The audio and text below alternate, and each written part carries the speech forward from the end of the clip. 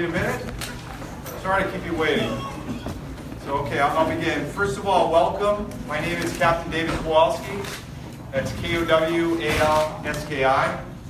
And I'm the commanding officer here at the Olympic Station.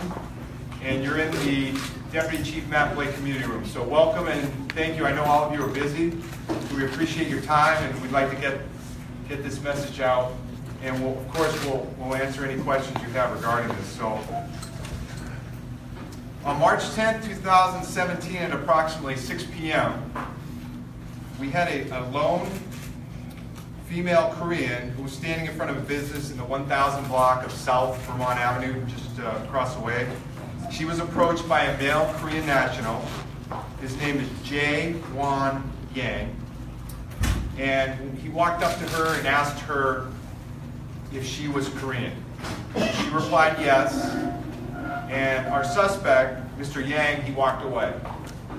And he returned armed with a hammer. And he took that hammer without saying anything else. He proceeded to strike her several times on her head with the intent to either kill or seriously injure her. And as many of you have seen and know, there is video of this incident. After hitting her several times, there was a security guard nearby and another citizen. And they intervened and stopped the actions of our suspect. When he saw them, he stopped, surrendered, dropped the hammer, and they temporarily detained him until our police officers arrived. So once the police arrived, they took him into custody and he was immediately arrested.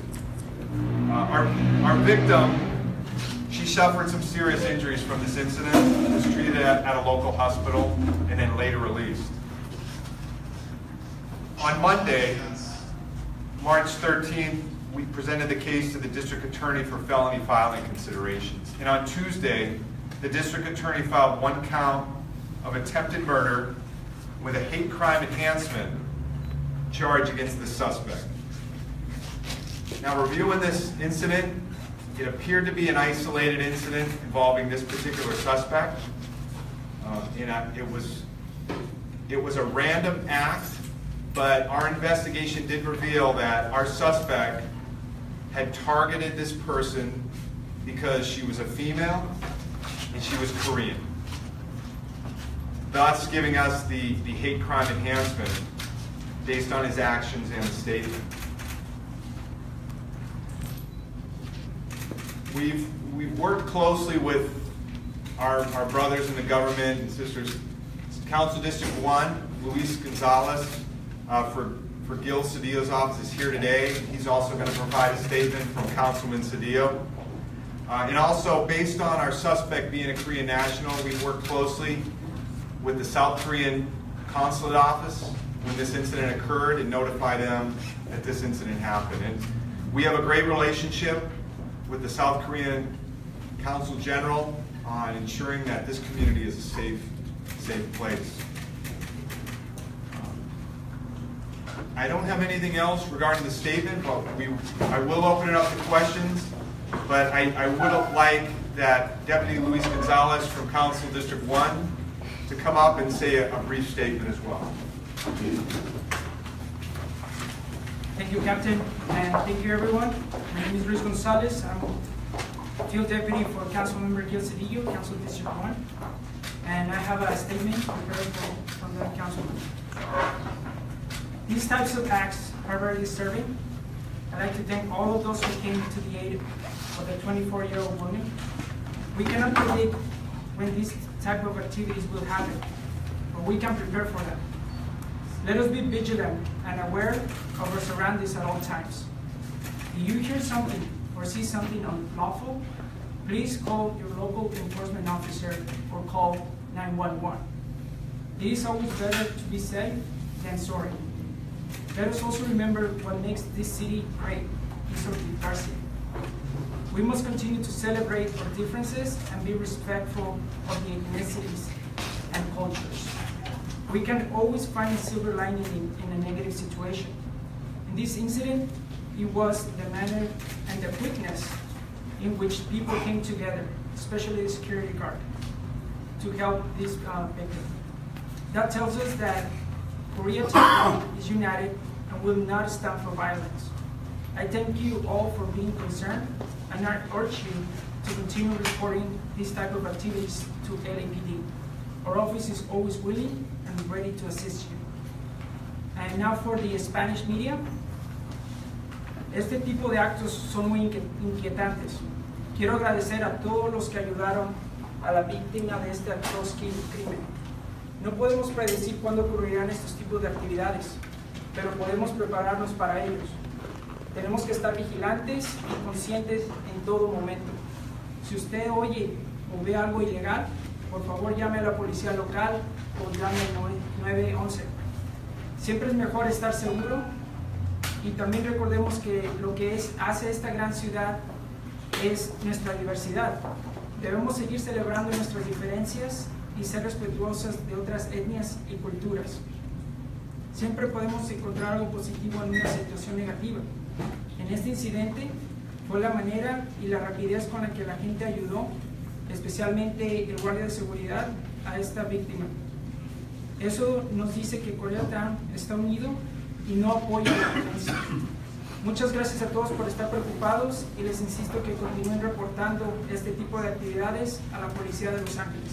Mi oficina siempre está disponible y listo para ayudarles. Thank you. Right now, I'd like to open it up to questions. Captain Kowalski, Yes, can sir. you explain the hate crime? Korean national, Korean woman, can you explain how those are connected and making this a hate crime? Well, it was based on that his intent to target someone based on what we believed was her race, and or as well as her being a female. So the female Korean part, to us, it was clear he had intention of targeting her to commit this violent act against her based on that. So there is a hate crime can be towards a gender, not necessarily an ethnicity. Yes, sir. I mean, we can define it that, but in this case, it more so believed it's based on her being Korean. Did he give any kind of a reason as to why he wanted to target a Korean female? No. It was just those statements that he provided. The connection between suspect and the victim would be None. None. Never met before. And it appears that she had been the first person that he had seen at that moment and wanted to commit this crime. Has he indicated what set him off? No. So was he carrying the hammer for a whole time? It's unknown if he had it in his, I believe he had it in his backpack. Took the backpack off, took it out. So he had it because he didn't live over there walking. It was in his backpack. Does he have any mental problem on his background? You know, we can't talk about a person's mental state or if we believe they're mentally unstable. I mean, in this case, we'll let the courts determine that. But is that true? Some of the Korean media quoted Korean Consul Kim that LAPD have requested for electronics of the suspect. Is that true? Well, generally, again, anytime we take a person into custody, we'll provide them any type of medical treatment based on what the doctors see fit. But in terms of specific medical treatment or evaluations for anyone, we do have privacy issues for that we don't want to disclose regarding this person. Does your suspect have any type of criminal record? I mean, is this guy somebody you're familiar with or heard of in the past? No, he's unknown to us, and not local, and fairly new to the United States. Do you know when he entered the country and for what? I don't have that specific information.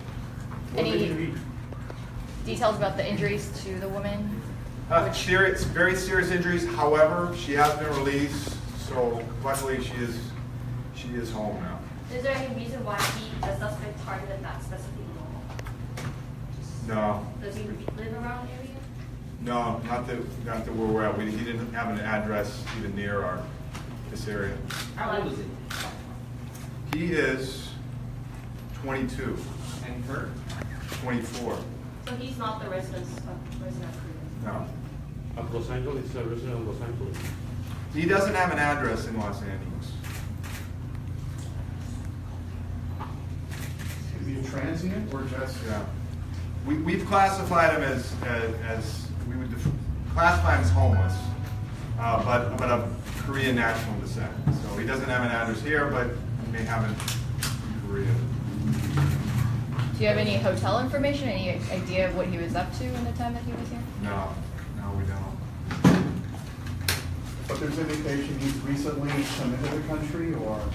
It appears that way. I don't have a timeline on that, but that seems to be what we. How about the victim? Was she the resident of Koreatown? No, victim, I don't have any information on where she lives. You don't know. No. Anything about the suspect's profession? Any kind of work he may have done in the past? No word. Is he gonna send him back to Korea? Is he gonna go back to Korea? No, is he gonna break any chance to go send him back to Korea? Will we send him back to Korea? Not that I'm aware of. These are serious charges that could result in lengthy prison sentence, so I don't know, and it's really not up for us to determine. What's his next court date? It hasn't been determined yet, it's pending. Is he gonna- He has been arraigned though. He was arraigned this week. Yeah. Can you explain to us how you communicated with Korean consulate? Well, we have a very good relationship with the Korean consulate, just as we do with all the consulates nearby.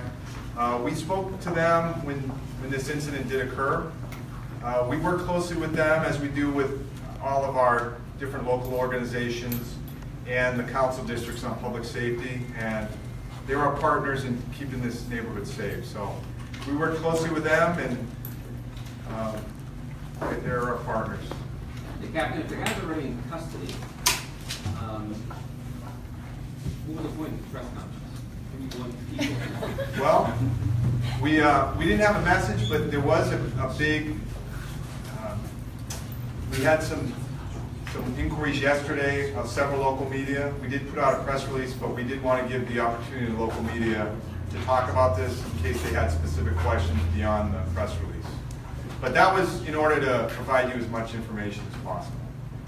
Captain, how much is this just another reminder that situational awareness? And look, when you look at the video, it looks like she was busy on her phone.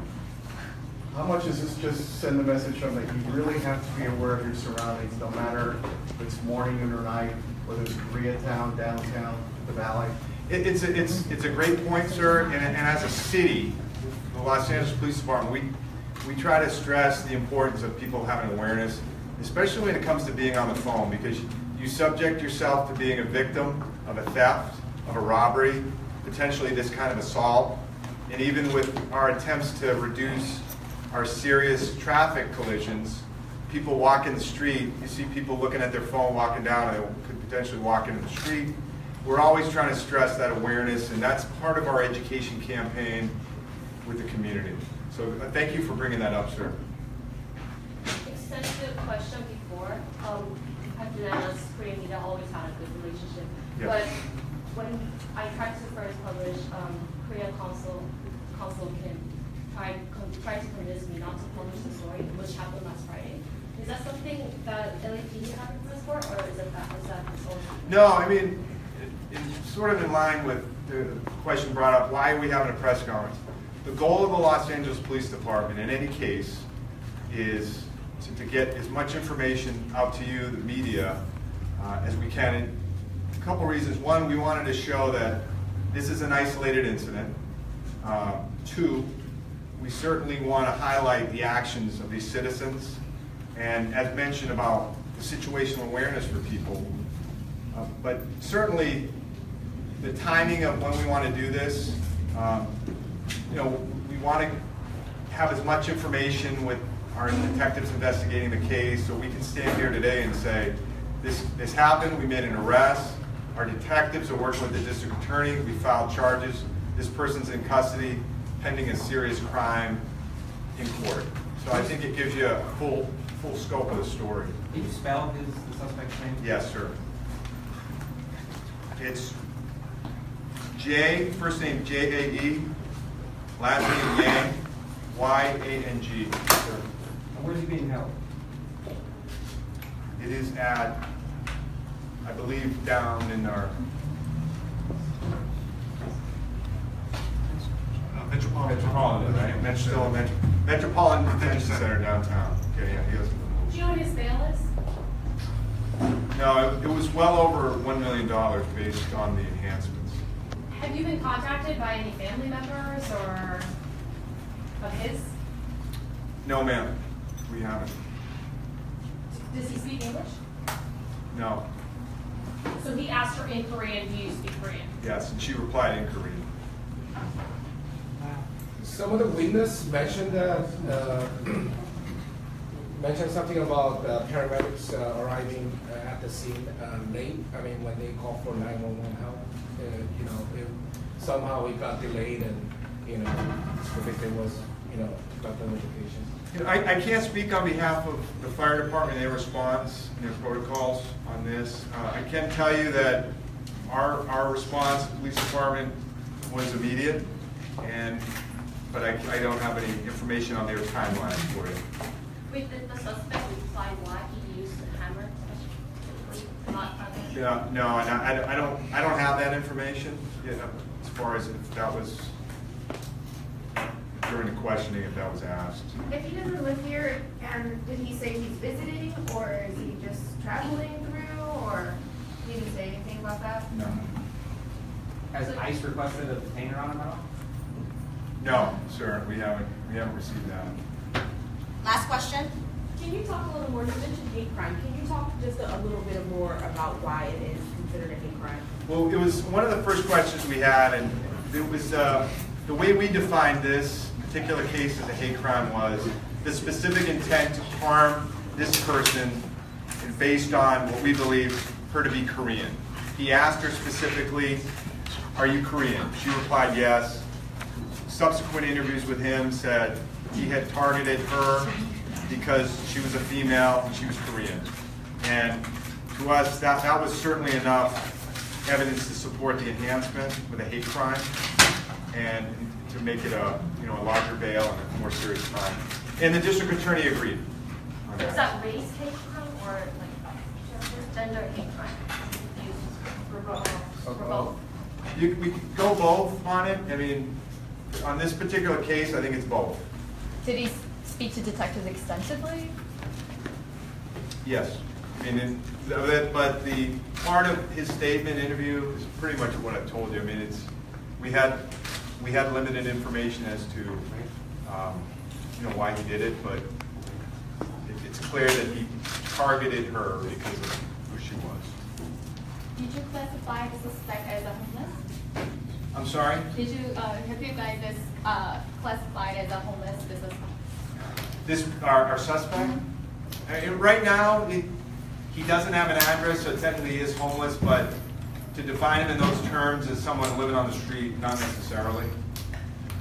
So I wouldn't say this was a homeless suspect targeting her.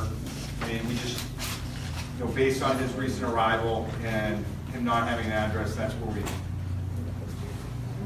have the homeless piece to it, but not someone probably living on the streets. There's nothing to indicate he's been staying at hotels or motels in the area? No. Some of the witnesses said he committed a crime because he was dumped by his girlfriend. Is that true? I can't confirm that. That's the first time I'm hearing that. Do you know where he purchased his hammer? Do you know where he purchased his hammer? Purchased it? No, I don't, ma'am. All right, last question. Anybody else? Then how did you know that he put his hammer in his backpack? How did we know he put it in his backpack? Well, he had it with him. He was carrying a backpack, so took it out, moved it.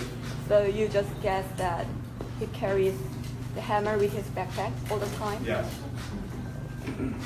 Okay. Thank you, everyone. Thank you very much. Thank you, Captain.